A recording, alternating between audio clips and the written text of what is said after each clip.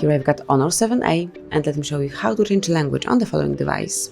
So at first you have to open the settings, then find and pick System. Now go to Languages and Input, and by tapping on first tab Languages and going to Add a Language, you can come along with the whole list of languages that are available in your device. Then select the one that you would like to apply. So let me, for example, pick Italiano.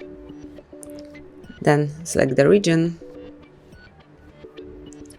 and swipe it up to the first place to make it a default language.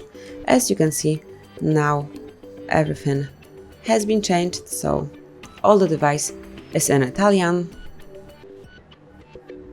Then if you'd like to go back to English or change the language one more time, just go to System, which is the last tab, one more time, then go to Languages and Input here, pick the first tab, which is for languages, and now you can either swipe up English or some other language, or smoothly tap on More icon, click on Remove Preferred Language and select the one that you would like to delete, tap on Remove and confirm by tapping on OK.